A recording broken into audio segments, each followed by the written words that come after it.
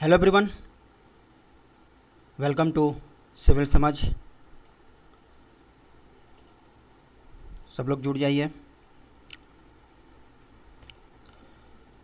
Concrete technology का आज ये फोर्थ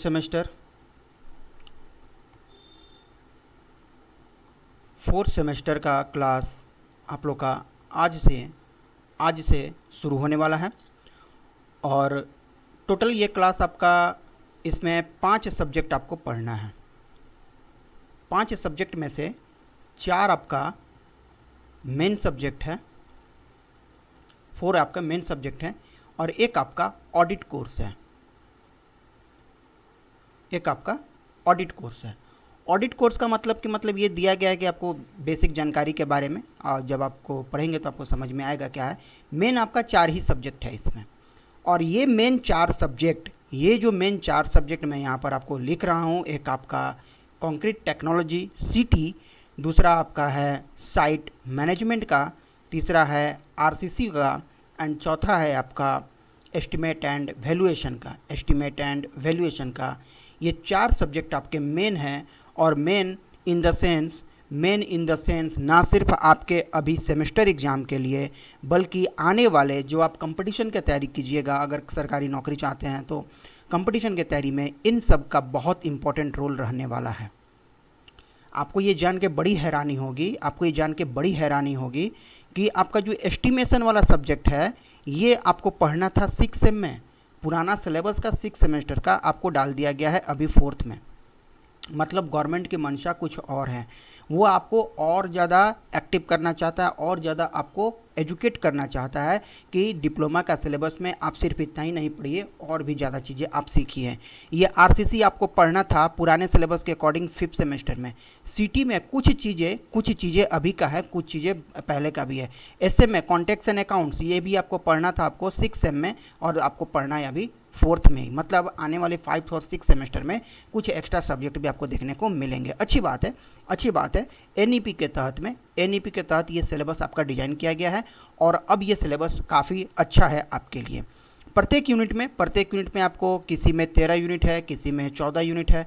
तो एक आपको बेसिक चीज़ें ये आपको प्रदान करेगा। तो उम्मीद है कि आप इसे अच्छे से सीखेंगे। और देखिए, एग्ज़ाम पास करने के पर्पज़ से ना पढ़िए, मैं तो यही कहता हूँ। एग्ज़ाम पास करना है तो हम आपको 4 क्वेश्चन बताएंगे, आप पढ़ के चले जाइए, पास हो जाइएगा। 21 नंबर लाना कोई बहुत बड़ी बात नहीं होता। 14 नंबर तो आपको ऑब्जेक्टिव से मिलता है। तुक्का भी मारिएगा ना, तुक्का भी अगर मारिएगा तो ऑब्जेक्टिव क्वेश्चन 4 से 5 ऐसे ही सही हो जाता है।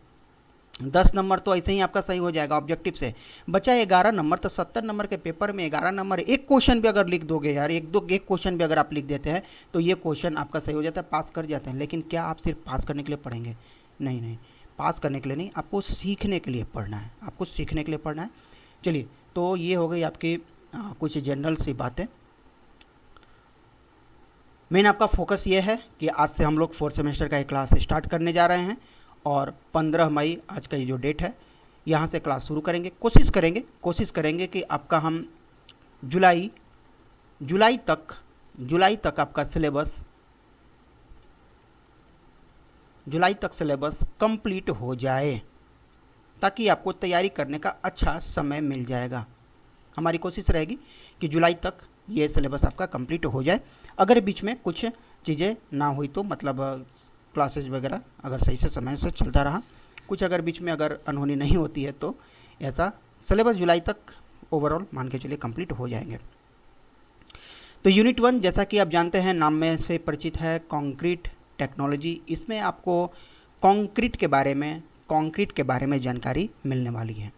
ठीक है, सब कुछ पढ़ेंगे, सब कुछ सीखेंगे, रटेंगे कुछ भी नहीं। ठीक है, जो प्रोसीजर है, प्रोसीजर को समझने का प्रयास करेंगे। रट के जाएंगे तो उसको भूल जाएंगे। तो अगर आप हमसे यूट्यूब पर भी जुड़े हुए हैं तो हमारा यूट्यूब चैनल को आप सब्सक्राइब कर सकते हैं। यहाँ से भी आपको ढेर सारा इन्फॉर्मेशन मिलता है। और हमारा सिविल समझ एप्लीकेशन, जिससे अभी आप हमें लाइव देख रहे हैं, तो यहाँ से भी आप हमसे जुड़े हुए हैं, तभी आप हमें देख पा रहे हैं। और जो साथी नहीं जुड़े हुए हैं तो ये एप्लीकेशन डाउनलोड कर लेंगे, प्ले स्टोर पर मिलता है। तो उम्मीद है सब लोग आ चुके हैं।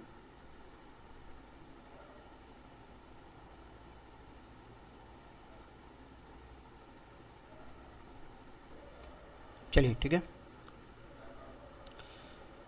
तो स्टार्ट करते हैं आज का ये क्लास, यूनिट नंबर 1। सबसे पहले है, आप पहले ये जानिए, ये आप हमें बताइए कि कंक्रीट का मतलब क्या होता है। कंक्रीट का मतलब क्या हुआ? कंक्रीट टेक्नोलॉजी आपका सब्जेक्ट है, कंक्रीट टेक्नोलॉजी आपका ये सब्जेक्ट है। कंक्रीट का मतलब क्या हुआ कि ये क्या होता है ना, मिक्सचर होता है। क्या होता है? मिक्सचर होता है। किसका मिक्सचर होगा? ये मिक्सचर किसका होता है? कंक्रीट सबने देखा होगा, सबके घर में कभी ना कभी काम लगा होगा, और नहीं लगा है तो आस पड़ोस में देखा होगा, आस पड़ोस में नहीं देखा होगा तो रोड बनते हुए देखा होगा, कहीं ना कुछ जरूर रूप में आपने कंक्रीट को देखा होगा। तो ये मिक्सचर होता है किसका? सीमेंट का। और किसका बाबू? तो सैंड का। और किसका? तो कोर्स एग्रीगेट का। कोर्स एग्रीगेट का। सीमेंट तो जानते हैं, सैंड भी जानते हैं, बालू, इसको कहते हैं गिट्टी। कोर्स एग्रीगेट मतलब गिट्टी, और सैंड को कहते हैं फाइन एग्रीगेट। फाइन एग्रीगेट, ठीक है। और क्या रहता है इसमें? तो वाटर रहता है। और क्या रहता है? तो जरूरत पड़ने पर एडमिक्सचर भी इसमें हम लोग ऐड करते हैं, ठीक है। तो ये मिक्सचर होता है। कंक्रीट क्या है? मिक्सचर है। Cement, sand, coarse aggregate, water और एडमिक्सचर का, ये सब का मिक्सचर होता है। तो देखिए, कंक्रीट टेक्नोलॉजी इस सब्जेक्ट में आपको मेनली क्या पढ़ना है? आपको मेनली यही सब चीज़ों के बारे में पढ़ना है। तो सबसे पहला क्या है? सबसे पहला है इसमें सीमेंट। अब सीमेंट के बारे में आपको इसका क्या क्या पढ़ना है? सीमेंट के बारे में क्या क्या पढ़ना है? सबसे पहला तो सीमेंट का आपको डिफिनीशन। सीमेंट का क्या क्या पढ़ना है आपको? तो सबसे पहले आपको डेफिनीशन पढ़ना है। उसके बाद आप इसका रॉ मटेरियल पढ़िएगा। रॉ मटेरियल पढ़िएगा जिससे मिलके सीमेंट बना होता है। सीमेंट का टाइप अगर सिलेबस होगा तो सिलेबस में हम लोग पढ़ेंगे सीमेंट के टाइप्स का भी, ठीक है, कितने तरह के सीमेंट होते हैं। इसके बाद इस पर कौन कौन से टेस्ट अप्लाई किए जाते हैं, यह जानने के लिए कि हमारा सीमेंट सही है कि नहीं है, यूज करने लायक है कि नहीं है, तो सीमेंट पर क्या क्या टेस्ट अप्लाई करेंगे, वो टेस्ट के बारे में पढ़ेंगे। जब टेस्ट आप पढ़ लेते हैं तब इसका कहाँ पर यूज होगा, इसका कौन कौन आपका ग्रेड होगा, सीमेंट का ग्रेड जो मार्केट में मिलते हैं ग्रेड, वो चीज़ हम देखेंगे। मतलब कहने का कि आपको सीमेंट के बारे में पूरी जानकारी चाहिए, सैंड के बारे में भी जानकारी चाहिए, कोर्स एग्रीगेट का, वाटर का तो जानकारी नहीं भी होगा तो वाटर के बारे में कुछ चेंजेस, कुछ है बात कि वाटर का क्वालिटी कैसा होना चाहिए कंक्रीट में डालने के लिए, वो भी हम लोग देखेंगे। एडमिक्सचर अगर होगा सिलेबस में तो वो भी पढ़ेंगे।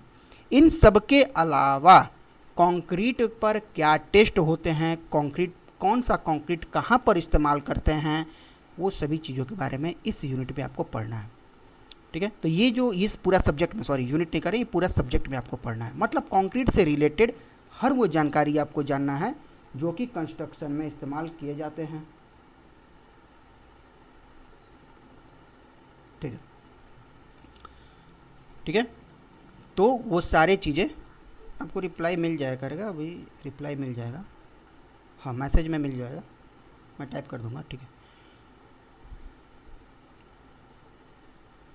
ठीक है, आंसर आपको मिल जाया करेगा, टेंशन नॉट।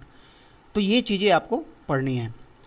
तो हमें ये बताइए सबसे पहला क्या है? सीमेंट। तो सबसे पहले हम लोग जानेंगे सीमेंट के बारे में, एक एक करके सबके बारे में जानेंगे। सीमेंट क्या है? सीमेंट क्या है? तो सीमेंट का एक छोटा सा definition, cement is a binding material. Cement क्या है? सीमेंट क्या है? तो सीमेंट एक बाइंडिंग मटेरियल है। सीमेंट क्या है? एक बाइंडिंग मटेरियल है। सीमेंट क्या है? एक बाइंडिंग मटेरियल है। बाइंड मतलब बांधना, बाइंड मतलब बांधना, जो चीज़ बांधता हो। सीमेंट क्या है? एक बांधने वाला मटेरियल होता है, बाइंडिंग मटेरियल है। यूज्ड इन कंस्ट्रक्शन, जो कंस्ट्रक्शन में इस्तेमाल किए जाते हैं। टू स्टिक थिंग्स, जो चीज़ों को स्टिक करेगा, बांधेगा, जोड़ेगा, जैसे ब्रिक एंड स्टोन टुगेदर, जैसे पत्थर को ईंटा से जोड़ना, जैसे सीमेंट बालू और गिट्टी को आपस में जोड़ना, लिंकअप करना, वो चीज़ें ये काम करता है, उसको हम लोग सीमेंट कहते हैं। तो सीमेंट क्या है? Binding material. Cement is a binding material. अब ये जरूरी नहीं है फ्रेंड्स, ये जरूरी नहीं है कि आप हमारा ही डिफिनीशन कॉपी करके एग्जाम में लिखिए, आप अपने से भी डिफिनीशन बना सकते हैं। Cement is a binding material which is used in construction, which is used in construction, या फिर लिख सकते हैं which is used to bind cement, sand, coarse aggregate, ये भी आप लिख सकते हैं, ठीक है। तो सीमेंट क्या है? एक बाइंडिंग मटेरियल है जो कि कंस्ट्रक्शन में इस्तेमाल करता है, जो कि चीज़ों को स्टिक करेगा, जैसे brick and stone together. When mixed with water, जब सीमेंट को मिक्स करते हैं वाटर के साथ में, इट फॉर्म्स ए पेस्ट, वो एक पेस्ट बनाता है। वो क्या बनाता है? एक पेस्ट बनाता है, दैट हार्डन ओवर टाइम, जो समय बीतने के साथ साथ वो हार्ड होते जाता है, मजबूत होते जाता है। इट एक्ट लाइक ग्लू, जैसे एक ग्लू की तरह, जैसे गोंद जैसे चिपकने के लिए तैयार होता है, उसी तरह से ये पेस्ट बनता है। और पेस्ट बनने के बाद, सूखने के बाद ये हार्ड होने लगता है। ये ग्लू की तरह काम करेगा और बाइंड करेगा बिल्डिंग मटेरियल को, जैसे ब्रिक्स हो गया, स्टोन हो गया, कंक्रीट ब्लॉक हो गया। तो उसके बीच को जैसे एक ईंटा हमने यहाँ रखा, दूसरा ईंटा हमने यहाँ रखा, इसके बीच में सीमेंट का मोर्टार हमने लगाया, तो ये दो ईंटा के बीच में ग्लू का ही ना काम करेगा, ये दो ईंटा का लिए फेविकोले का ना काम करेगा। ये आपको कहलाएगा क्या? Cement mortar. इसको कहते हैं सीमेंट मोर्टार। मोर्टार मतलब मसाला, सीमेंट का मसाला। ठीक है, तो ये चीज़ें थी सीमेंट के बारे में। सीमेंट का डिफिनीशन, सीमेंट जैसे बोरियों में आता है, हम सब कुछ बताएंगे। सीमेंट का वेट क्या है, डेंसिटी क्या है, सब कुछ इसमें हम लोग बात करेंगे। तो सीमेंट क्या है? एक बाइंडिंग मटेरियल है। सीमेंट एक बाइंडिंग मटेरियल है जो बांधने के काम आता है। किसको बांधेगा? आदमी को तो बांधेगा नहीं, सामान को बांधेगा नहीं, किसको बांधेगा? सीमेंट को। सीमेंट बांधता है किसको? बालू और गिट्टी को आपस में। या तो सीमेंट के साथ खाली बालू बांध दीजिए, चाहे सीमेंट के साथ में गिट्टी बालू दोनों बांध दीजिए। अब बंधेगा किसके हेल्प से? तो पानी के मदद से बनता है। ठीक है, तो पानी यहाँ पर जरूरी है, बिना पानी का ये वर्क नहीं करेगा। चलिए नेक्स्ट देखते हैं, केमिकल कॉम्पोजिशन। किस किस चीज़ से मिलके सीमेंट बना होता है? कौन कौन चीज़ से सीमेंट आपका मिलके बना होता है? रॉ मटेरियल क्या है? तो इसके कॉम्पोजिशन और इसके परसेंटेज, इसका कॉम्पोजिशन और इसके परसेंटेज और इसका जो फॉर्मूला है, ये आपको याद रखना कंपलसरी है। ये पूछ लिया जाता है, ना सिर्फ अभी आपके एग्ज़ाम की बात कर रहे हैं, बल्कि हम कंपटीशन की भी बात कर रहे हैं, वहाँ भी ये चीज़ें आपसे पूछी जाती हैं। ठीक है, तो आप इसको याद रखिएगा। मैं एक ट्रिक बताऊंगा, वो ट्रिक से आपको ये चीज़ें याद हो जाएंगी। ठीक है, तो पहले देख लेते हैं क्या क्या है इसमें। तो सबसे पहले है लाइम, इसको कहते हैं कैल्शियम ऑक्साइड। उसके बाद है सिलिका, जिसको कहते हैं हम लोग ये सिलिका, SiO2। ठीक है, उसके बाद होता है एल्यूमिना, जो कि है Al2O3। अब देखिए ये थोड़ा सा लिखने में सही नहीं है, ये टाइपिंग या एरर है। जैसे SiO2 लिखते हैं ना, तो सिलिकॉन हो गया, सिलिकॉन डाइऑक्साइड को लिखते हैं SiO, और 2 इसके पैर में रहेगा ऐसे। Al2O3 लिखना होगा ना, तो ऐसे लिखेंगे Al अल्मोनियम, 2 इसके पैर में, O और 3 यहाँ पर रहेगा, Al2O3 ऐसे रहता है। Iron oxide, ferrous oxide, iron oxide को फेरस ऑक्साइड, यानी कि इसको लिखना होगा तो हो जाएगा ये Fe, 2 इसके पैर में, O और 3 यहाँ पर। फेरिक ऑक्साइड है, सॉरी फेरस ऑक्साइड है। ठीक है, मैग्नीशिया MgO, मैग्नीशियम ऑक्साइड को magnesia MgO। Sulphur trioxide SO3, यानी SO3 इसके इस तरफ पैर में रहेगा। उसके बाद alkalis and soda and potash को अल्कलीज कहते हैं। ये होता है Na2 एंड K2O। तो Na2 इसके पैर में एंड K2O। ये आपका आ गया पूरा कॉम्पोजिशन में क्या क्या आ गया, देखिए फिर से मैं एक बार आपको बता देता हूँ कॉम्पोजिशन क्या क्या आ गया। तो lime, silica, alumina, iron oxide, magnesia, sulphur trioxide and आपका अल्कलीज। अब इसको याद कैसे रखिएगा? परसेंटेज आपको 2-3 बार पढ़िएगा तो आपको याद हो जाएगा। सबसे ज़्यादा होता है इसमें लाइम, उससे कम होगा सिलिका, उससे कम होगा alumina, iron oxide, magnesia, sulphur trioxide and alkalis. तो देखिए ये आपको लाइन वाइज याद होगा। कैसे याद होगा लाइन वाइज? तो एक ट्रिक है इसके लिए। ट्रिक है, देखिए आप याद रखिए, लॉस में है एम्स। ठीक है, लॉस में है एम्स जो हॉस्पिटल जानते हैं।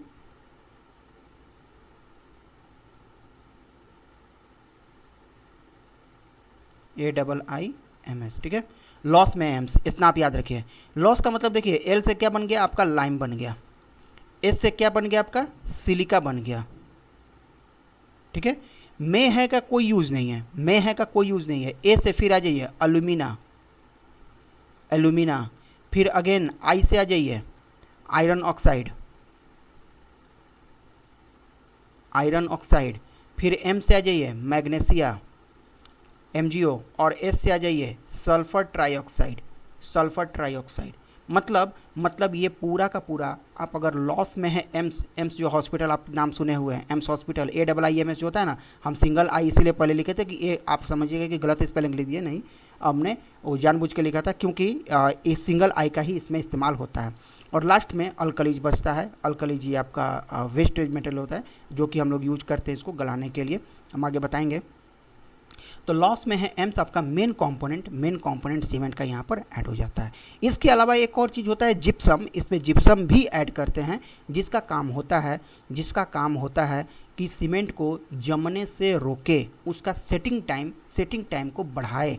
ठीक है, जैसे पानी डाले सीमेंट में तो सीमेंट तुरंत ही नहीं जम जाता है, उसको थोड़ा टाइम लगता है, ऐसा इसलिए ताकि ट्रांसपोर्टेशन होने में जो समय लगता है तो सीमेंट बीच में ही ना हार्ड हो जाए, तो जिप्सम भी मिलाते हैं। तो इसमें जिप्सम का नाम कहीं है नहीं है, वो रॉ मटेरियल से बाहर में रहता है। तो मेन जो आपका कंपोनेंट है, मेन जो कॉम्पोजिशन है इसका, ये है यही। लॉस में है एम्स, लॉस का एल, ठीक है, LS लॉस का, में है कुछ नहीं होता है, एम्स का AIMS, बस इतना याद रखिए। Lime, silica, alumina, iron oxide, magnesia and sulphur trioxide, ये आप पूरा सीरीज में इसको याद रख सकते हैं। ठीक है, अब लाइम का कंपोनेंट जो होता है कंटेंट कितना, सबसे ज़्यादा 60 से 67%। तो चूना पत्थर इसमें बहुत ज़्यादा होते हैं जिसको कैल्शियम ऑक्साइड CaO के नाम से जाना जाता है। सिलिका SiO2 जो कि बालू होते हैं, ठीक है, सिलिका बालू कंपोनेंट 17 से 25% होते हैं, वो भी सीमेंट में मिलाया जाता है। अल्मुनियम 3 से 8% का होता है। आयरन ऑक्साइड 0.5 से 6% तक होता है। मैग्नीशिया 0.1 से 4% तक का।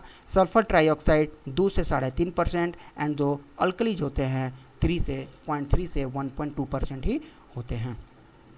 तो ये टोटल आपका केमिकल कॉम्पोजिशन है। तो लॉस में है एम्स, ये आपका ट्रिक है केमिकल कॉम्पोजिशन के लिए। ठीक है, ब्रिक के कॉम्पोजिशन के लिए सलीम आ जाता है। ठीक है, वो सलीम हम ब्रिक वाले में आपको बताए थे। तो ये चीज़ें आती हैं आपको केमिकल कॉम्पोजिशन के बारे में। उम्मीद है यहाँ तक आपको चीज़ें समझ में आई होंगी। किसी को कोई डाउट है तो हमें पूछ लेंगे। याद हो जाएगा आपको, इसमें कोई टेंशन नहीं लेना है। 2-3 बार आपको रिपीट करना होगा, आपको याद हो जाएंगे।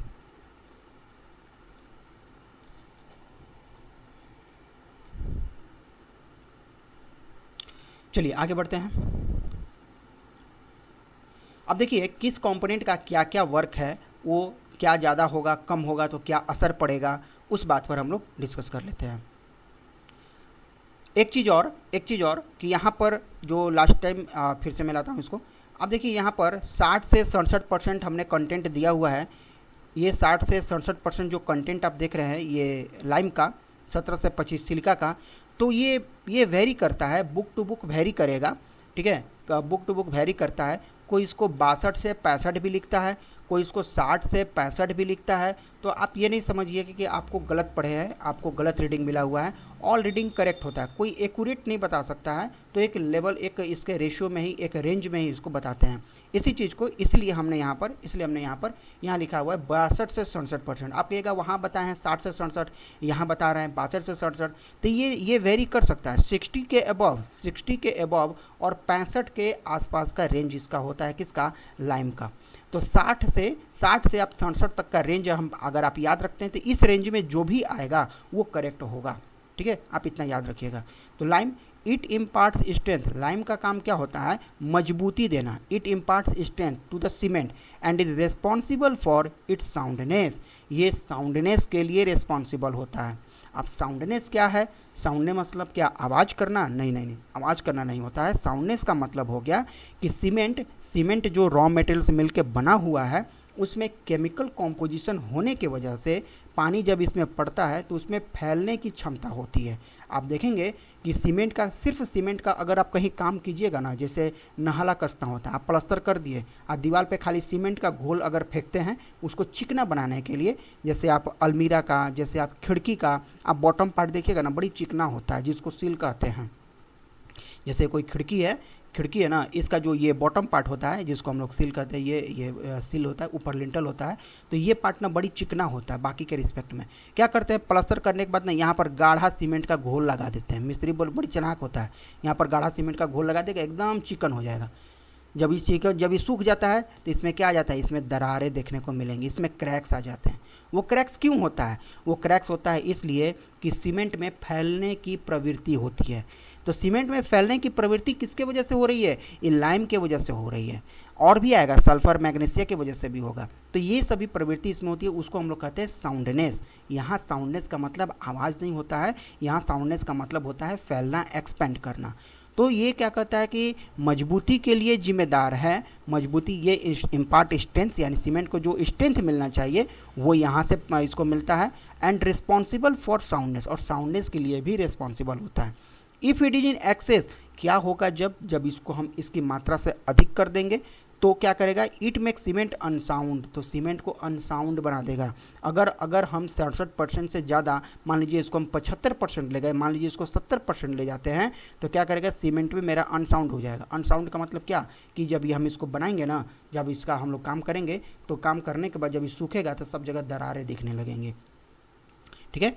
Causing it to expand and finally disintegrate, वो अपने फैलेगा, एक्सपेंड करेगा और डिसइंटीग्रेट हो जाएगा, दरारें आएंगी, मतलब टूटेगा वहाँ से। इट्स डिफिशियंसी, क्या होगा जब हम इसको इसके परसेंटेज से कम कर देंगे तब क्या होगा? तो इसका स्ट्रेंथ है कम पड़ जाएगा, ठीक है। तो ये स्ट्रेंथ और साउंडनेस दोनों के लिए रिस्पॉन्सिबल होता है। अगर बढ़ा देंगे तो सीमेंट को अनसाउंड कर देगा, अगर घटा देंगे इसके परसेंटेज को तो मजबूती ही नहीं देगा। सीमेंट तो रहेगा लेकिन सीमेंट वाला मजबूती इसमें नहीं रहेगा। एंड सेटिंग टाइम, और सेटिंग टाइम को भी ये कम कर देगा, सेटिंग टाइम भी इसका कम कर देगा। जो जमना है इसको आधा घंटा में तो जम जाएगा ये 5 मिनट में, ठीक है। तो ये आपका चीज़ें यहाँ से होती हैं। तो लाइम के बारे में उम्मीद है कि आपको ये समझ में आया होगा कि लाइम क्या करता है। लाइम दो चीज़ों के लिए रिस्पॉन्सिबल है, स्ट्रेंथ के लिए और साउंडनेस के लिए। आप याद रखिएगा लाइम किसके किसके लिए है, एक स्ट्रेंथ को रिस्पॉन्सिबल होता है, एक दूसरा साउंडनेस के लिए होता है। जब इसकी परसेंटेज को हम इसके वास्तविक परसेंटेज से घटा देते हैं, 50% अगर कर देंगे, 55 कर देंगे, तो क्या होगा? सीमेंट को मजबूती नहीं मिलेगी। और जब हम इसके स्ट्रेंथ को, जब हम इसके परसेंटेज को बढ़ा देंगे तब क्या होगा कि ये अनसाउंड हो जाएगा, ये हमारा क्रैकिंग वहाँ हो जाता है। चलिए दूसरा है आपका सिलिका। सिलिका क्या करता है? सिलिका मतलब बालू। बालू जहाँ भी रहेगा, आप ज़्यादा बालू डाल दीजिएगा सीमेंट में, सीमेंट का मसाला बनाते समय आप ज़्यादा बालू डाल दीजिएगा तो क्या करेगा? मजबूती देगा? उसमें नहीं देगा। तो ये impart strength to the cement, ये सीमेंट को खाली स्ट्रेंथ देता है। मतलब क्या? अगर हम इसकी मात्रा को बढ़ा देते हैं तो इसका स्ट्रेंथ ही कम कर देगा। ज़्यादा बालू डाल देंगे तो स्ट्रेंथ क्या कर देगा? कम कर देगा। और 70 से 25% ही उसमें यूज किया जा सकता है। चलिए तीसरा है एल्यूमिना। एल्यूमिना क्या करेगा? It impact it as a flux, ये फ्लक्स की तरह काम करेगा। फ्लक्स का मतलब क्या हुआ? फ्लक्स का मतलब समझ जाइए क्या होता है कि जैसे हमको लोहा को पिघलाना है, हमको किसको पिघलाना है? लोहा को पिघलाना है। तो लोहा कितने डिग्री पर पिघलेगा? क्या ये 100 डिग्री पे पिघलेगा? नहीं, 100 डिग्री पे नहीं पिघलेगा। 100 डिग्री पे नहीं पिघलेगा तो क्या करेंगे? हम लोग टेम्परेचर बढ़ाते हैं। अगर हमारे पास एक्चुअल टेम्परेचर नहीं है जिस पर ये पिघलता हो तो हम कुछ अलग से इसमें मिलाते हैं ताकि वो इसको क्या करेगा? ये इसको तुरंत पिघला दें। तो इस एक्स्ट्रा मिलाने वाले चीज़ को ही क्या कहते हैं? फ्लक्स कहते हैं। एक्स्ट्रा मिलाने वाली चीज़ को ही क्या कहते हैं? फ्लक्स कहते हैं। आप एग्जाम्पल एक ले लीजिए, आप समझ जाइएगा। मटर का छोला बनाए कभी घर में? मटर का छोला, मटर वाला, काबली चना वाला तो तुरंत सीख जाता है, काला चना वाला भी तुरंत सीख जाता है, व्हाइट चना काला चना दोनों सीख जाता है। मटर वाला छोला जब बनाइएगा ना, आप कभी नहीं बनाए तो कभी बनाइएगा, या मम्मी से पूछिएगा जो घर में बनाती हैं, पूछिएगा। वो जब नहीं सींचता है तब क्या करते हैं? सीटी लगाने से पहले क्या करेंगे? उसमें खाने वाला सोडा मिला देते हैं। कितना? बहुत थोड़ा सा, बहुत थोड़ा अमाउंट में मिलाते हैं। तो ये फ्लक्स होता है। फ्लक्स का काम बहुत कम होता है। तो खाने वाला जो सोडा आप मिलाते हैं, क्यों मिलाते हैं? ये ताकि वो कम सीटी में ही आप जिस मटर के छोला को आप 10 सीटी लगा करके चला रहे थे, 10 सीटी लगाने पर भी वो परफेक्ट नहीं गल रहा था, आप उसमें थोड़ा सा खाने वाला सोडा मिला दीजिए, थोड़ा सा खाने वाला सोडा मिला दीजिए उसमें, तब क्या होगा कि वो 3-4 सीटी में वो सींच जाएगा, वो पूरा उसको गला देता है। मतलब कहने का क्या कि वो जो खाने वाला सोडा है, जो आपका खाने वाला सोडा है, सोडा 2 तरह का होता है, एक कपड़ा धोने वाला, एक खाने वाला। तो खाने वाला सोडा जो आप मिलाते हैं, अब इसका मतलब ये सरफ मत मिला देगा, सरफ नहीं है, सरफ के बारे में बात नहीं कर रहे हैं, ठीक है। तो खाने वाला सोडा जो आप मिला रहे हैं यही किसके तरह काम करेगा? फ्लक्स की तरह काम करेगा। किसके लिए? जो आप मटर गला रहे हैं उसके लिए। तो फ्लक्स की तरह काम करता है एलुमिना, किस में, सीमेंट के रॉ मेटेरियल में। जो चीज़ें हम उसको ग्राइंड करते हैं, सारा रॉ मेटेरियल को क्या करते हैं, ग्राइंड करते हैं, पीसते हैं, उसके बाद से उसको हम लोग टेम्परेचर पे, एक फिक्स टेम्परेचर पे उसको हीट करते हैं, बर्न करते हैं, क्लिंकर के फॉर्म में जमता है, बॉल होता है 3 से 20 mm तक का बॉल होता है डायमीटर का। तो वो बॉल को हम लोग क्लिंकर कहते हैं, उसको हम बाद में ग्राइंड करते हैं और पाउडर फॉर्म में लाते हैं, तो हमारा सीमेंट बनता है।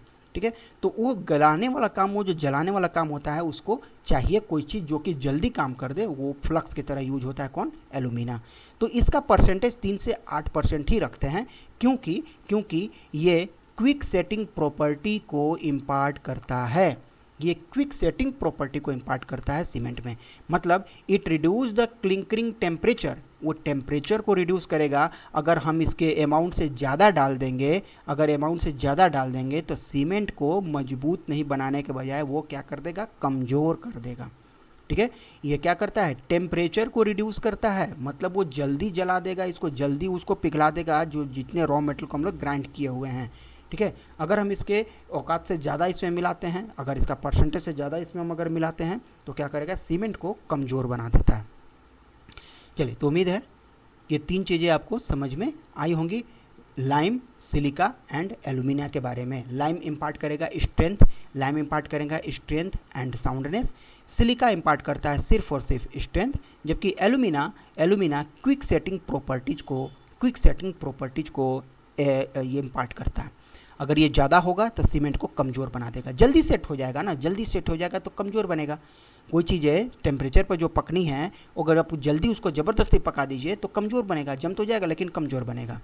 जैसे लिट्टी कभी सेके हैं, गोईठा का चीज़ है, वो गोईठा पर कोयला पर सेकाता है एक कांस्टेंट टेम्परेचर पे, ठीक है, मध्यम टेम्परेचर पे, हल्का टेम्परेचर पे। अगर आप उसको गैस पे सेकिएगा तो क्या होगा, ऊपर से तो अच्छे से सेक लीजिएगा, अंदर से कच्चा रह जाता है। तो वही चीज़ होता है कि आप क्विक सेटिंग में, मतलब कि सीमेंट जम तो जाएगा लेकिन वो मजबूत ही नहीं होगा, मिट्टी की तरह मिट्टी का ढेर हो जाएगा। तो वो चीज़ें होती हैं यहाँ पर। तो फ्लक्स की तरह एक्ट करता है कौन, एल्यूमिना। चलिए, उम्मीद है इतना चीज़ें क्लियर हुआ होगा। अगला है आयरन ऑक्साइड। आयरन ऑक्साइड 3-4 चीज़ों के लिए होता है। कौन कौन, एक तो कलर देता है, दूसरा हार्डनेस और तीसरा स्ट्रेंथ। तीनों ही ये काम करता है। कौन कौन काम करेगा, कलर, जो आप सीमेंट का ग्रेइश कलर देखते हैं ना, ग्रीन टिंट, जो टिंटी ग्रीन ग्रेइश कलर आप देखते हैं उसका, वो कलर ये आयरन ऑक्साइड की वजह से ही आता है। ठीक है, हार्डनेस और स्ट्रेंथ को भी ये रिस्पॉन्सिबल होता है। आपसे पूछा जाता है कि स्ट्रेंथ के लिए रॉ मटेरियल में कौन कौन रिस्पॉन्सिबल है, तो आप उसका स्ट्रेंथ के लिए बता सकते हैं, लाइम है, सिलिका है, आयरन ऑक्साइड है। चलिए, नेक्स्ट है मैग्नीशिया। मैग्नीशिया क्या है, colour, strength and hardness. Colour, strength और हार्डनेस तीनों के लिए ये भी रिस्पॉन्सिबल होता है। ठीक है, मैग्नीशिया इन एक्सेस, अगर हम इसको ज़्यादा करते हैं इसके लिमिट से, तो सीमेंट को अनसाउंड बनाता है। मतलब साउंडनेस के लिए कौन कौन रिस्पॉन्सिबल हो गया, साउंडनेस के लिए रिस्पॉन्सिबल हो गया मैग्नीशिया और लाइम। मैग्नीशिया और लाइम दोनों साउंडनेस के लिए। जबकि स्ट्रेंथ के लिए कौन कौन, स्ट्रेंथ के लिए देखिए, स्ट्रेंथ के लिए यहाँ भी है लाइम, स्ट्रेंथ के लिए सिलिका भी है, स्ट्रेंथ के लिए आपका आयरन ऑक्साइड भी है, स्ट्रेंथ के लिए आपका मैग्नीशियम ऑक्साइड भी है। ये चीज़ें हैं। अगला है sulphur trioxide. A very small quantity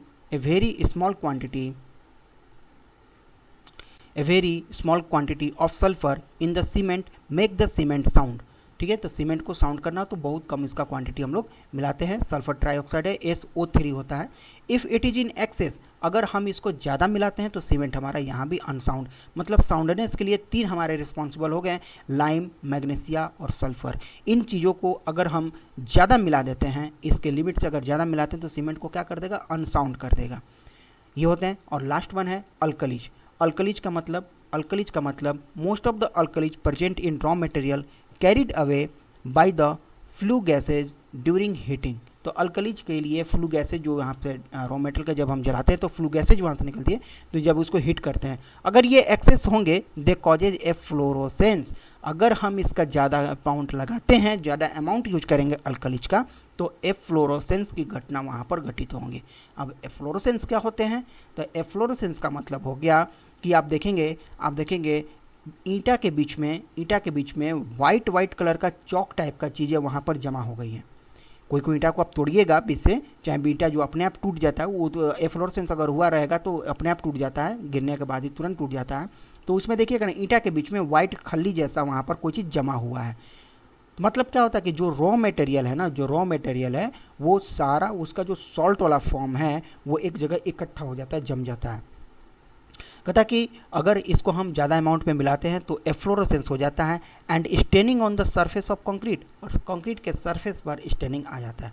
the reaction of alkali with aggregate is an expensive reaction known as cancer of cement, जिसको हम लोग सीमेंट का कैंसर के नाम से जानते हैं। ये एफ्लोरेसेंस अगर हो जाता है तो एग्रीगेट जो है अल्कली के साथ में वो रिएक्शन करता है और वो एक्सपेंसिव रिएक्शन होता है, ठीक है, ताकि हमारा स्ट्रक्चर को ख़राब कर देता है। तो वो आती है हमारी एफ्लोरेसेंस, उसको कहे जाते हैं। तो इतना था आपके रॉ मटेरियल में। इन सभी रॉ मटेरियल को क्या करते हैं, सबको रॉ मटेरियल को क्या करेंगे, मिक्स करते हैं। मिक्स करने के बाद इसको हम लोग ग्राइंड करते हैं, ठीक है, ग्राइंड करते हैं। ग्राइंड करने के बाद इसको हम लोग हीट करेंगे। हीट करने के बाद ये क्लिंकर के फॉर्म में ये क्लिंकर बनता है। मतलब क्लिंकर का मतलब क्या, एक बॉल नुमा स्ट्रक्चर बनता है जिसका डायमीटर 3 से 20 mm तक का होता है। इस बॉल में, इस क्लिंकर में 4 तरह के कंपाउंड होते हैं, ठीक है, वो कंपाउंड के बारे में आप नहीं जानिए, ठीक है, बॉक्स कंपाउंड जिसको कहा जाता है। तो वो आपको कंपाउंड बनता है। ये आपको जो बॉक्स कंपाउंड बने, ये जो बॉल बने, अगेन इसको हम लोग पीसते हैं, यानी कि फिर से इसको ग्राइंड करते हैं। फिर से ग्राइंड करेंगे। ग्राइंड करने के बाद पाउडर फॉर्म में लाते हैं। उसके बाद बैग में इसका पैकिंग होता है और उसके बाद क्या होता है, डिस्पैच होता है, ठीक है, उसके बाद ये डिस्पैच होता है। तो रॉ मटेरियल को पीसेंगे, आपस में मिला करके उसको पीसेंगे, उसको हीट करेंगे। हीट करेंगे तो जल्दी वो नहीं जलेगा, तो हम लोग मैग्नीशियम फ्लक्स के जगह पर एल्यूमिना यूज करेंगे, ठीक है, फ्लक्स की तरह वर्क करता है, ठीक है। उसको जलाने के बाद फिर क्लिंकर के रूप में फॉर्मेशन होता है। और जैसे हलवा बनाए हैं, हलवा वो क्या होता है, आटा चाले चाहे बेसन चाले, उसको कढ़ाई में पानी डाले तो बन जाता है, पेस्ट होने से पहले गोल गोल जैसा कुछ कुछ फॉर्मेशन हो जाएगा। तो वही तो जब हम इसको पीसेंगे, जब हम पीसेंगे पाउडर फॉर्म में लाएंगे तो इसको हीट करेंगे और फिर जब उसको हम लोग मिक्सिंग करेंगे, हीटिंग करेंगे, तो उसमें एक बॉल के रूप में फॉर्मेशन हो जाता है, आपस में फिर ये जुड़ जाता है। तो ये बॉल को ही आपस में क्या करते हैं, ग्राइंड कर देते हैं। उसके बाद ग्राइंड करने के बाद डस्टी फॉर्म में लाते हैं, फिर उसको बैग में पैक कर देते हैं। तो इस तरह से सीमेंट हमारा मार्केट में हमें मिलता है। चलिए, इन सब के अलावा एक और चीज़ें हैं जो इसमें हम लोग ऐड करते हैं। एक बार फिर से मैं आपको ट्रिक याद दिला दूं, कौन कौन है। लॉस में है एम्स, लॉस में है एम्स, AIMAC सिर्फ लिखता हूं मैं, एम्स। लॉस का मतलब लाइम सिलिका, L का मतलब लाइम, S का मतलब सिलिका, A का मतलब alumina, iron oxide, magnesia, sulphur trioxide, और लास्ट में जो बचा वो है अल्कलीज। लास्ट में जो बचा वो क्या है, आपका अल्कलीज है। याद रहेगा। चलिए, इन सब के अलावा एक और है रॉ मटेरियल जो कि ऐड करते हैं सीमेंट में, उसका नाम है जिप्सम, जिसको जिप्सम यानी कि कैल्शियम सल्फेट CaSO4 कहते हैं। It is added in the form of gypsum, ये जिप्सम के फॉर्म में ऐड किया जाता है। डैट इज, जिसका सूत्र होता है, जिसका फॉर्मूला है CaSO4 × 2H2O at the time of grinding of cement clinker. जब सीमेंट क्लिंकर का फॉर्मेशन होता है उसी समय इसको हम लोग मिक्स करते हैं। ये क्या करेगा, it act as a retarder that increase the initial setting time of the cement. ये इनिशियल सेटिंग टाइम को इंक्रीज कर देता है, ये रिटार्डर है, ठीक है। तो जिप्सम क्या काम करता है, रिटार्डर है। मतलब अगर हम जिप्सम नहीं मिलाएंगे तो ये एक बात बताइए कि आपके पास में जो सीमेंट है, आपके पास में जो बैग में सीमेंट है, हम इसको घोल दिए, घोलने के बाद पानी मिला दिए, हमको ले जाके इसको कहीं प्लेस करना है। अब प्लेस करने से पहले ही अपने बकेट में ये जम जाए तो क्या हम इसको प्लेस कर पाएंगे, नहीं कर पाएंगे। हमको उतना टाइम चाहिए ना कि उठा करके हम इसको कहीं ना कहीं को डाल सकें, प्लेस कर सकें। तो वह टाइम जो मिलता है ये जिप्सम ऐड करने के कारण ही मिलता है। ये जिप्सम को ऐड करने के कारण ही वो उसको टाइम मिल पाता है, ठीक है। तो ये आपका कहलाता है जिप्सम। तो जिप्सम क्या करेगा, रिटार्डर है। याद रखिएगा, जिप्सम पूछा जाता है क्या है, रिटार्डर है, जो कि इनिशियल सेटिंग टाइम को बढ़ा देता है। जो सीमेंट जमना है 5 मिनट में, 2 मिनट में, उसको बढ़ा करके आधा घंटा कर देता है, ताकि आप अच्छा से ले जाइए। ले जाने के लिए टाइम है, उसको ले जाके प्लेस कीजिए, जैसे थापना थूपना है आराम से उसको रखिए, और जितना उसको मारना पीटना है सही शेप में लाइए, और उसके बाद छोड़ दीजिए। उसके बाद थोड़ा देर बाद वो जम जाएगा। तो ये जो टाइम उसको मिलता है वही होता है क्या, जिप्सम की वजह से मिलता है, 3 से 4% उसमें ऐड किए जाते हैं। तो उम्मीद है इतना चीज़ें आपको क्लियर हुई होंगी। किसी को यहाँ तक में कोई डाउट है तो अभी तक हमें बताएगा।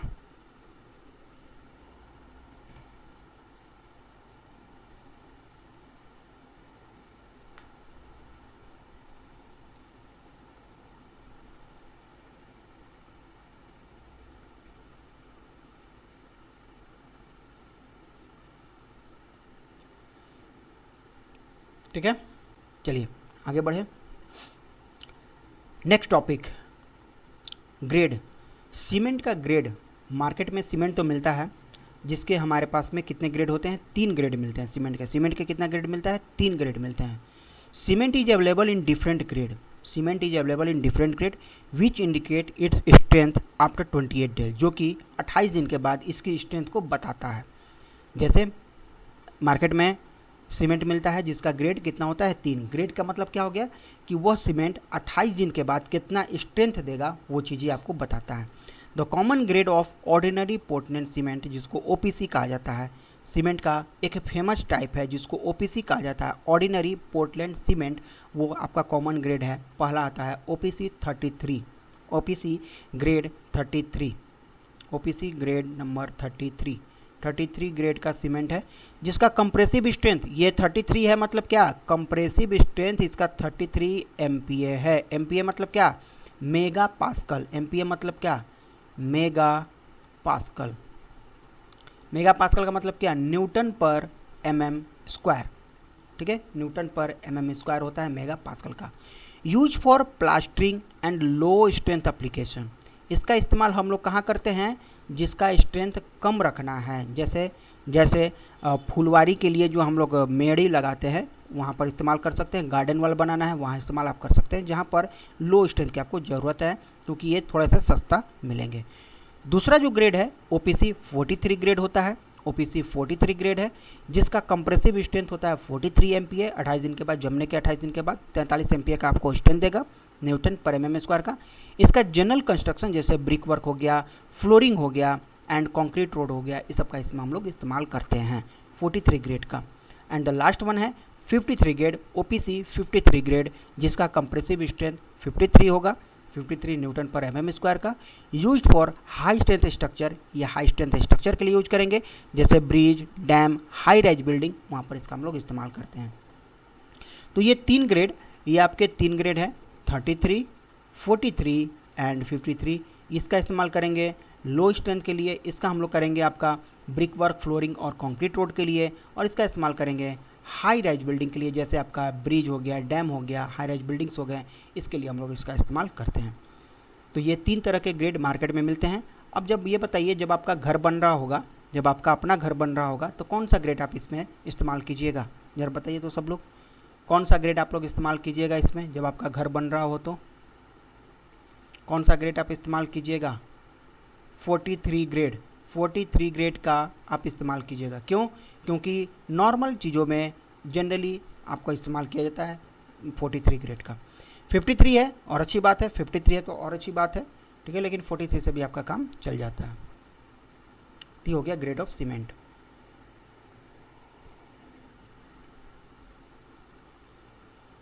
एनी डाउट किसी को, किसी को कोई डाउट है तो हमें बताएंगे। हाँ, संकोच नहीं करना है, बताना है, बताना है।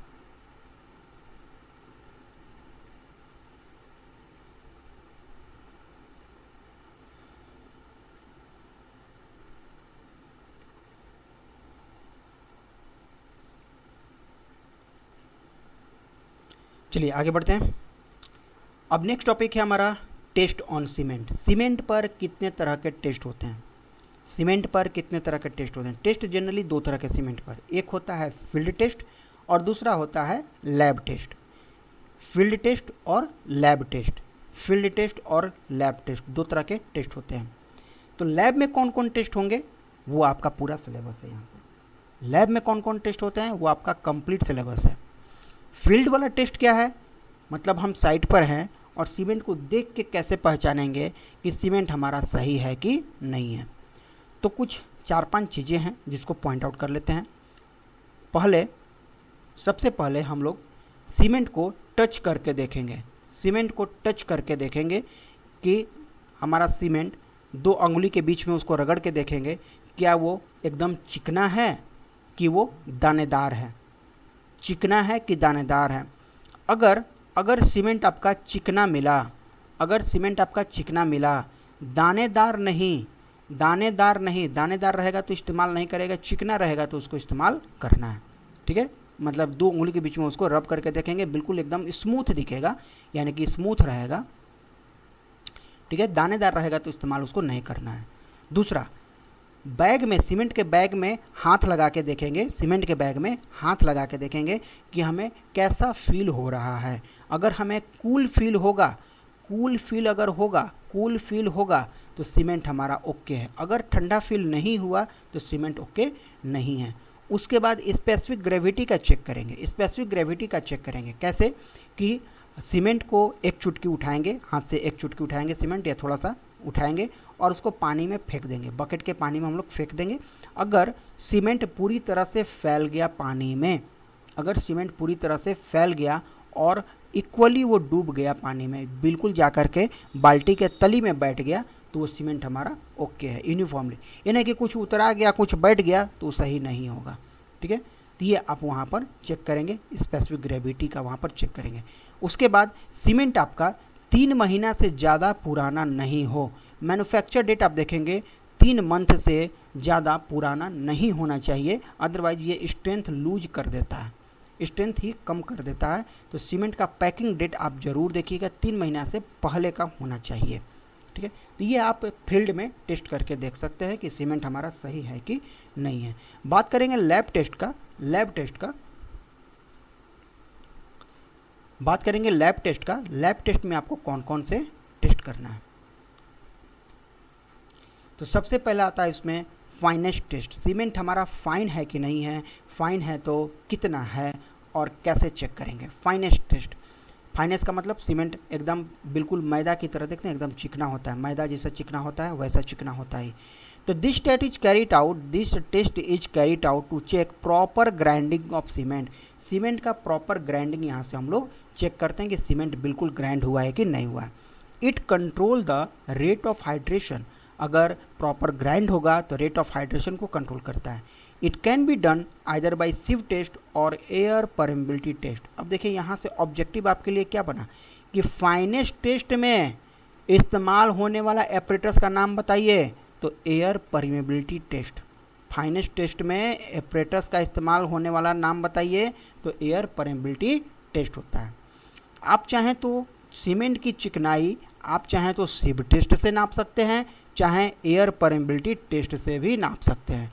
सिव टेस्ट में क्या करेंगे कि 100 ग्राम हम सीमेंट लेंगे, उसको 15 मिनट तक चालेंगे, जैसे आटा चालते हैं ना, तो 15 मिनट तक चालेंगे। लेकिन कौन सिव से, तो सिव नंबर 9 यानी कि 90 माइक्रोन। सिव का क्या है, ये साइज है। जैसे आटा का चलनी में देखते हैं कोई महीन होता है, कोई ज़्यादा मोटा होता है, कौन सी उछलनी का जो उसमें छिद्र होते हैं ना, वो कोई ज़्यादा महीन होगा और कोई बहुत ज़्यादा कोर्स होगा, ठीक है, मोटा होगा। तो लोग महीन वाला लेते हैं ताकि आराम से चोकर जो है आटा का ऊपर उतरा जाए, ठीक है ना। तो ज़्यादा बड़का ले लेंगे तो चोकर वो में गिर जाएगा, जो छोटा मोटा कुछ होगा आटा में तो वो सब चला जाएगा, नहीं पता चलेगा, तो इसलिए महीन चलनी लिया जाता है। तो ये आपका चलनी का साइज, यहाँ पर चलनी का साइज ढेरिक होता है। तो 90 माइक्रोन आपको सिव यूज करना है, उसमें 100 ग्राम सीमेंट रखिएगा और उसको चालिएगा। कब तक, 15 मिनट तक चालिएगा, ठीक है, 15 मिनट तक चालते रहना। बहुत पतला होता है, बहुत पतला, आप देखिएगा ना, लगबे नहीं करेगा इसमें से पासो करेगा ये 90 माइक्रोन सिव का, तो वो बहुत पतला होता है। तो यहाँ पर आप उसका इस्तेमाल करेंगे। चालने के बाद होगा कि कुछ चीज़ें पास कर जाएंगी और कुछ क्या करेगा, ऊपर रिटेन कर जाएगा, ठीक है, कुछ ऊपर रिटेन कर जाएगा। तो कितना रिटेन करेगा, तो हम लोग परसेंटेज फाइनेस निकालते हैं, उसी तरह से क्या निकालेंगे, ratio weight of residue left on sieve, जो ऊपर रह गया उसका वजन कर लेंगे और जो नीचे गिर गया उसका भी वजन करेंगे, जो पास कर गया वहाँ से उसका भी वजन करेंगे। Original weight of sample taken, original wait कितना लिए हैं उसका आप यहाँ पर लिखिएगा, और वेट ऑफ रेसिड्यू, वेट कितना आपका ऊपर में बच गया है उसको आप लिखिएगा, ठीक है। और इसका आप रेशियो निकालते हैं, 100 से मल्टीप्लाई कर देते हैं। तो ये जो आपका बचा रेसिड्यू, जो ऊपर बचा ओपीसी के केस में 10% से ज़्यादा नहीं होना चाहिए। यानी कि अगर आप 100 ग्राम सीमेंट लिए हैं, अगर आप 100 ग्राम सीमेंट लिए हुए हैं तो 100 ग्राम का 10% होता है 10 ग्राम, ठीक है। तो 10 ग्राम से ज़्यादा, 100 ग्राम में 10 ग्राम से ज़्यादा ऊपर रेसिड्यू नहीं बचना चाहिए। अगर 10 ग्राम से ज़्यादा सीमेंट अगर चलनी में बच जाता है, अगर चलनी में ऊपर आपका बच जाता है, वो नहीं चला पाया, 15 मिनट तक हम चलें वो नहीं चला पाया, तो वो सीमेंट आपके कंस्ट्रक्शन के लिए यूज लायक नहीं है। तो दोस्तों ये है आपका फाइनेस टेस्ट। फाइनेस हम लोग ऐसे चेक करते हैं। दूसरा टेस्ट होता है एयर परमिबिलिटी का। एयर परमिबिलिटी से हम लोग सीमेंट का सरफेस एरिया कैलकुलेट करते हैं, ठीक है। सरफेस एरिया कैलकुलेट करेंगे, वो आपका एयर परमिबिलिटी टेस्ट होता है। चलिए अगला टेस्ट है नॉर्मल कंसिस्टेंसी, टेस्ट नंबर 2। ये पहला टेस्ट नंबर फाइनेस टेस्ट, दूसरा है नॉर्मल कंसिस्टेंसी। नॉर्मल कंसिस्टेंसी में भी पूछा जाता है कि जो एपरेटस यूज होगा इस टेस्ट के लिए एपरेटस जो यूज होगा उसका नाम है क्या? Wicket apparatus. विकेट एपरेटस होता है जो इसमें इस्तेमाल किए जाते हैं, ठीक है। आप एपरेटस का नाम जरूर याद रखिएगा। फाइनेंस में कौन होता है? फाइनेंस टेस्ट हम लोग करेंगे सिव टेस्ट या एयर परमिबिलिटी। तो सिव टेस्ट वाला जनरली नहीं ऑप्शन में देता है, क्या देता है? एयर परमिबिलिटी देता है। और नॉर्मल कंसिस्टेंसी के लिए क्या? Wicket apparatus. देखिए नॉर्मल कंसिस्टेंसी क्या है? नॉर्मल कंसिस्टेंसी मतलब क्या है कि determine the percentage of water. Normal consistency का मतलब क्या हुआ कि परसेंटेज ऑफ वाटर का डिटर्मिनेशन करना for preparing cement paste, for preparing cement paste for other tests such as initial setting time, final setting time, soundness, compressive strength and tensile strength of cement। मतलब जो आगे test होना है, जो आगे test अभी हम आपको बताने वाले हैं, उस टेस्ट को परफॉर्म करने के लिए कितना पानी मिलाया जाएगा, कितना पानी मिलाना है सीमेंट में, वो पानी निकालने का जो टेस्ट होता है वो होता है नॉर्मल कंसिस्टेंसी। कौन कौन टेस्ट में? तो इनिशियल सेटिंग टाइम का टेस्ट, फाइनल सेटिंग टाइम का test, soundness test, compressive strength का टेस्ट एंड टेंसाइल स्ट्रेंथ का टेस्ट। ये सभी टेस्ट में वाटर अमाउंट कितना रखना है, ये वाटर अमाउंट कितना रखना है, ये चीज़ें डिटरमाइन करने के लिए नॉर्मल कंसिस्टेंसी का आप इस्तेमाल करते हैं, ठीक है। तो नॉर्मल कंसिस्टेंसी का मतलब क्या हो गया? to determine the percentage of water, to determine the percentage of water required for preparing cement paste, cement paste को बनाने के लिए, ताकि हम टेस्ट कर सकें, कौन सा टेस्ट कर सकें? तो initial setting time test, final setting time test, soundness test, compressive strength test and tensile strength of cement का टेस्ट। ये सभी पांचों टेस्ट को परफॉर्म करने के लिए जो पानी की मात्रा आपको मिलाना है, जो पानी की मात्रा चाहिए, वो हम लोग नॉर्मल कंसिस्टेंसी से कैलकुलेट करते हैं। इसमें यूज क्या होता है? तो विकेट एपरेटस यूज होता है, ठीक है। तो wicket apparatus is used for this purpose. यहाँ पर क्या यूज करते हैं? तो विकेट एपरेटस। तो नॉर्मल कंसिस्टेंसी में यूज होने वाला एपरेटस का नाम क्या है? तो एपरेटस का नाम है विकेट एपरेटस, याद रखिएगा। इस टेस्ट को कैसे परफॉर्म करते हैं? इस टेस्ट को कैसे परफॉर्म करेंगे? तो देखिए इसका कुछ स्टेप्स हैं। पहला स्टेप, 300 ग्राम सीमेंट लेंगे, 24% वाटर मिलाएंगे। इस 300 ग्राम का 24% हम लोग वाटर मिलाएंगे इसमें, यानी कि 24 या 72 ml इसमें वाटर हम लोग ऐड करेंगे, ठीक है। वेट ऑफ सीमेंट का 24% हम लोग वाटर लेते हैं। Mix water and cement thoroughly fill the Vicat mould. अब हम क्या करेंगे? सीमेंट को पानी के साथ में मिलाएंगे। 300 ग्राम सीमेंट लिए, उसमें 24% इसमें पानी मिलाए और उसको क्या करेंगे? अच्छे से सानेंगे, जैसे आटा साना जाता है उससे हम सानेंगे। और उसके बाद विकेट के मोल्ड में इसको हम लोग प्लेस करेंगे। विकेट का मोल्ड का मतलब देखिए क्या है? ये आपका विकेट एपरेटस है। ये क्या है? इसी का नाम है विकेट एपरेटस। और ये क्या है? ये इसका मोल्ड है, ये मोल्ड है। मोल्ड का साइज आपसे पूछा जाता है। मोल्ड का साइज इसका जो आपका हाइट है, मोल्ड का जो हाइट है ये होता है कितना? ये होता है आपका 40 mm का, ठीक है। ये 40 mm का इसका हाइट होता है। तो ये पूरा हम इसमें क्या करेंगे? सीमेंट पेस्ट जो बना इसमें हम क्या करेंगे? इसको हम लोग फिल कर देंगे, पूरा ऊपर तक में भर देंगे। अब भरने के बाद एगो होता है हथियार, नुकीला चाकू जैसा, उससे हम लोग क्या करते हैं ना, ऊपर से एकदम चिकना कर देते हैं। आज चिकना करने के बाद कहाँ रखेंगे? जस्ट विकेट एपरेटस के नीचे जो सुई वाला पार्ट है, इस एकरा नीचे हम इसको ले आके प्लेस कर देंगे, ठीक है। प्लेस करने के बाद क्या करते हैं, प्लेस करने के बाद देखिए क्या करेंगे, the plunger is then attach to the movable rod. अब यहाँ पर ये विकेट ऑपरेटर्स में तीन तरह का निडिल होता है, तीन तरह का निडिल होता है। पहला निडिल होता है आपका इनिशियल सेटिंग टाइम का, दूसरा निडिल होगा आपका फाइनल सेटिंग टाइम का, और तीसरा निडिल होता है नॉर्मल कंसिस्टेंसी का। तो नॉर्मल कंसिस्टेंसी वाला को कहा जाता है क्या, प्लंजर। इसको कहा जाता है प्लंजर। जब आपको टेस्ट करना हो ना, ये ऑपरेटर से तीनों टेस्ट होता है, नॉर्मल कंसिस्टेंसी का भी होगा, इनिशियल सेटिंग टाइम का भी होगा, और फाइनल सेटिंग टाइम का भी होगा। लेकिन फ़र्क क्या है ना, तीनों में सुई बदल जाता है खाली। यहाँ पर ये सुई बदल जाता है, जो ऑपरेटर्स है ना नीचे ये खाली देख रहे हैं, यहाँ पर ये सुई लगाया जाता है। तो ये रहा आपका ये प्लंजर, ये है प्लंजर जो इस्तेमाल होगा किस में, नॉर्मल कंसिस्टेंसी में, जिसका डायमीटर होता है 10 डाया होता है, ठीक है। Standard consistency normal consistency test के लिए होगा। इसकी हाइट होती है 50 mm का। यहाँ पर निडिल में इसको अटैच कर दिया जाता है इस प्लंजर को।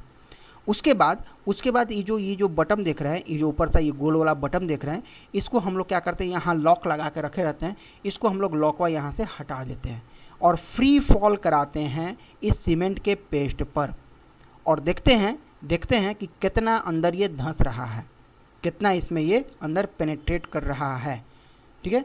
The settlement of plunger is noted. जितना सेटल करेगा, जितना उसमें पेनेट्रेट करेगा, उसको हम लोग नोट करेंगे। कहाँ से नोट करेंगे, तो जितना ऊपर ये धंसेगा, इसमें यहाँ पर रीडिंग बना होता है। यहाँ पर क्या होता है, यहाँ पर इसमें रीडिंग बना होता है, इसमें स्केल बना होता है। यहाँ से आप नोट कर सकते हैं कि 40 mm में टॉप से 5 mm तक धंसा, 5 से 10 mm तक धंसा, कितना उसमें धंसा कि बिल्कुल भी पेनिट्रेशन नहीं हुआ, ठीक है। If the penetration is between 33 से 35 mm फ्रॉम टॉप, अगर पेनिट्रेशन आपका ऊपर से इस 40 mm में से 33 से 35 mm तक हो गया तब तो ठीक है, चाहे 5 से 7 mm फ्रॉम बॉटम, चाहे नीचे से नापिएगा तो 5 से 7 mm तक, then water added is correct. तो हमने जो वाटर अगर इसमें ऐड किए हैं तो वो सही है। अगर ये 33 से 35 mm तक अगर नहीं पेनिट्रेशन हुआ, बहुत सारा सीमेंट होता है कि पानी टान लिया, ठीक है, उसमें वो इतना गाढ़ा बन गया कि सुई उसमें अपने आप से धंस भी नहीं किया, उसमें आइए अपने से हाथ जोड़ के इसे नहीं दबाना है, उसको ऐसे ही फ्री छोड़ देना है, अपने वेट से वो धंसेगा। अगर 33 से 35 mm तक उसमें सुई धंस गया तब आपका वो सही है। अगर वो नहीं धंसा तो क्या है, पानी की मात्रा और मिलाना पड़ेगा। तो क्या पानी की मात्रा इसी सीमेंटों में मिलाएंगे? जी नहीं, ये अब बेकार हो गया। ये अब क्या हो गया, ये बेकार हो गया। अब दूसरा सीमेंट फिर से 300 ग्राम लेंगे। अब 24% की जगह उसमें 30% वाटर ऐड कीजिएगा और फिर उसको आप चेक कीजिएगा कि हमारा पेनिट्रेशन 33 से 35 mm हुआ कि नहीं हुआ। तो ये आपको नोट करते रहना पड़ेगा।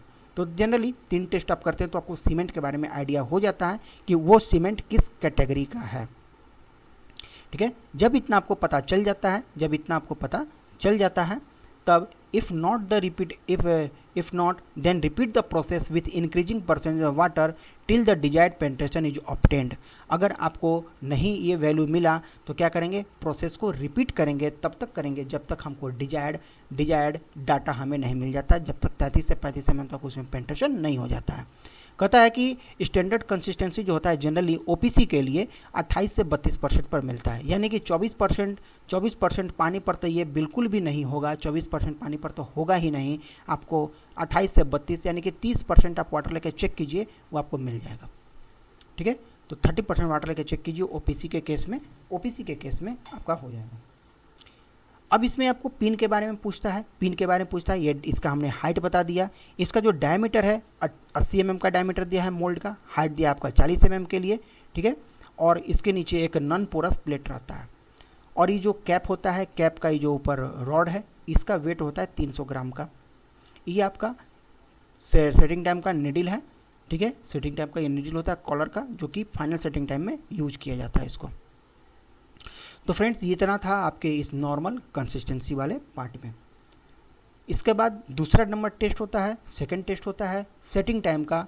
सेटिंग टाइम का मतलब सीमेंट में पानी डालें और वह समय जब वो सीमेंट जमना शुरू कर देता है, सीमेंट प्लास्टिसिटी लूज करना शुरू कर देता है। और दूसरा होता है जब सीमेंट पूरी तरह से जम गया, तब तो दो तरह के सेटिंग टाइम होते हैं, एक होता है इनिशियल सेटिंग टाइम और दूसरा होता है फाइनल सेटिंग टाइम। ठीक है, पहला होता है इनिशियल सेटिंग टाइम, दूसरा होता है फाइनल सेटिंग टाइम। देखिए इनिशियल सेटिंग टाइम का मतलब क्या है कि हम अभी मान लीजिए अभी हम 00 कर देते हैं क्लॉक को हमने 0.00 पर हमने लगा दिया, क्लॉक को हमने इतना पे सेट कर दिया और अभी हमने सीमेंट में हमने क्या मिला दिया, वाटर को ऐड कर दिया, वाटर ऐड किया और यहाँ से क्लॉक हमने शुरू कर दिया। तो कितना समय बाद, अभी तो सीमेंट बिल्कुल ढीला है, उंगली उसमें डालेंगे तुरंत उसमें धंस जाएगा, कोई भी चीज़ डालेंगे तो ढीला है बिल्कुल। एक समय आता है जब सीमेंट जमना शुरू कर देता है, ये सीमेंट में स्ट्रेंथ पकड़ना शुरू कर देता है। तो जब वो सीमेंट पहली बार जमना शुरू हो जाए उसको कहा जाता है इनिशियल सेटिंग टाइम।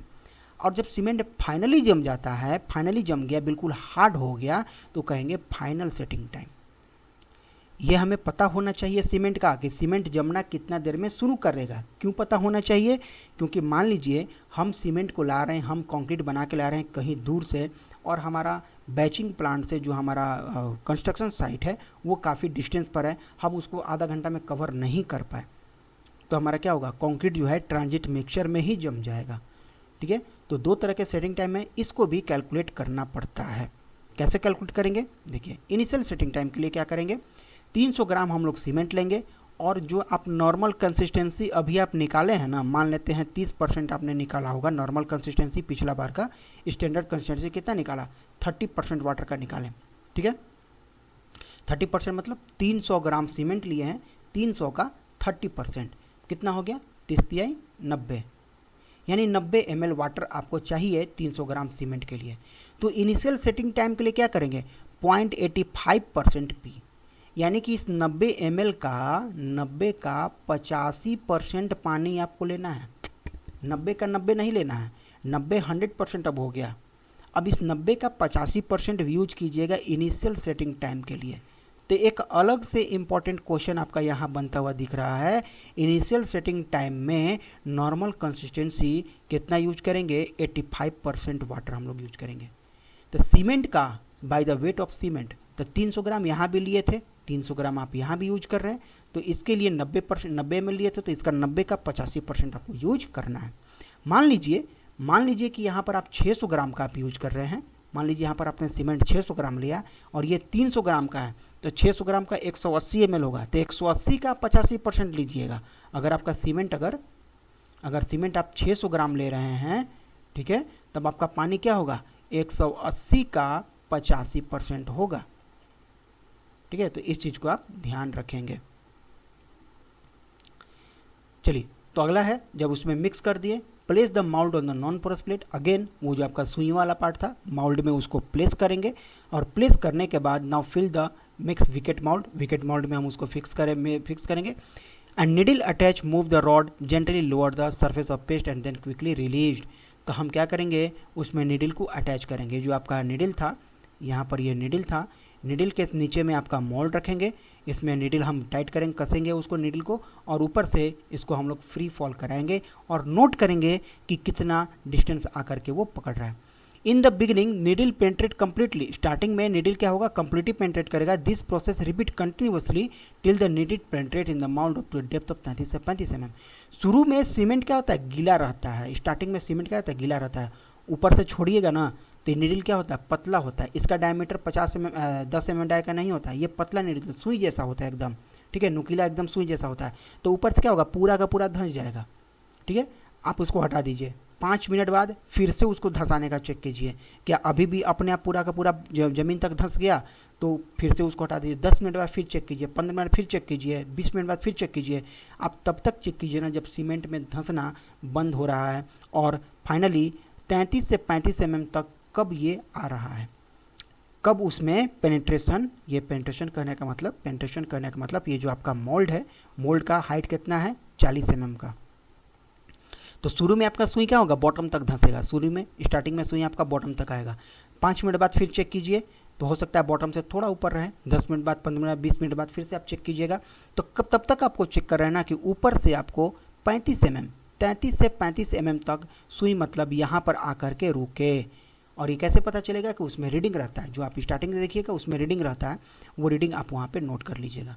तो जितना देर बाद ये आपका 35 mm का रीडिंग दिया, वही आपका कहलाता है क्या, initial setting time. Initial setting time, तो ओपीसी की केस में इनिशियल सेटिंग टाइम आपका होता है कितना, 30 मिनट। आप ये याद रखिएगा, बहुत इंपॉर्टेंट है, एग्जाम में पूछा जाता है। फाइनल के लिए क्या करेंगे, फाइनल के लिए क्या करेंगे, फाइनल के लिए प्रोसीजर, तो initial setting time 30 minute, final setting time होता है 10 आवर ओपीसी के लिए। फाइनल के लिए क्या करेंगे, सीमेंट पेस्ट ही प्रिपेयर्ड एज अबव, इसी की जैसा सीमेंट पेस्ट हम प्रिपेयर करेंगे जैसा ऊपर हमने किया, एंड विकेट में ही रखेंगे, वही प्रोसीजर हम अप्लाएंगे।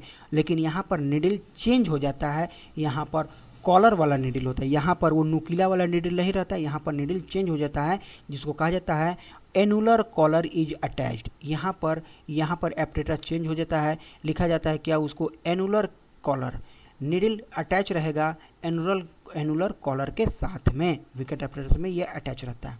उसके बाद उसको भी हम लोग क्या करते हैं, रिलीज करते हैं, और रिलीज करने के बाद देखेंगे कि कब हमें इम्प्रेशन मिल रहा है, उस पर क्या मिलेगा, वो धंसेगा नहीं, इम्प्रेशन मिलेगा, उस पर एक हल्का डॉट बन जाएगा, कब, कितना देर बाद ऐसा ये सीनेरियो हो रहा है। ठीक है, तो जितना टाइम बाद वो उसको इम्प्रेशन मिल रहा है, वो फाइनल टाइम आपका होता है final setting time. Final setting time is the difference between the time at which water was added to cement, water जब हमने उसको ऐड किया है तब, and the time recorded in the previous step, जो पहला स्टेप था उसमें जो हमने टाइम रिकॉर्ड किया हुआ है। तो क्या होता है कि ओपीसी में ये 10 आवर या उसके बराबर का होता है। तो फाइनल सेटिंग टाइम कितना का होता है, 10 आवर का। इनिशियल होता है आपका 30 मिनट का। तो हमने अभी तक क्या क्या देखा, सीमेंट का हमने डिफिनीशन देखा, इसका हमने कंपोनेंट देखे, कंपोनेंट के बाद हमने इसका क्या देखा, टेस्ट देखे। टेस्ट में 3 तरह के टेस्ट देखे, एक फाइनेंस टेस्ट, दूसरा टेस्ट हमने देखा आपका नॉर्मल कंसिस्टेंसी का टेस्ट, और तीसरा टेस्ट हमने देखा सेटिंग टाइम का टेस्ट। तो 3 टेस्ट हमने अभी यहाँ पर तब तक आपको हमने नोट डाउन कराया। अभी और भी टेस्ट है, कंप्रेसिव का है, टेंसाइल का है, ठीक है, साउंडनेस का है, 3 टेस्ट अभी और भी इसमें बच रहे हैं। तो आज के क्लास में हम इतना रखते हैं, हाँ आज के क्लास में इतना ही हम एंड करते हैं, क्योंकि वीडियो बहुत लंबी हो जाएगी तो आपको मज़ा भी नहीं आएगा पढ़ने में। अभी तक हमारा क्लास कैसा लगा ज़रूर बताएंगे, ज़रूर आपको अभी तक का दी हुई जानकारी आपको समझ में आया कि नहीं आया, और क्या आपको टफ़ लगा, क्या आपको टफ़ नहीं लगा, वो सब कुछ हमें अपना फीडबैक ज़रूर दीजिए, ताकि हमें भी पता चले कि हम आपको कितना समझा पाते हैं। ठीक है, तो अभी तक आपको अगर कुछ भी डाउट हो रहा है तो आप हमें पूछ सकते हैं, कोशिश करेंगे सभी आपका डाउट क्लियर करने के लिए।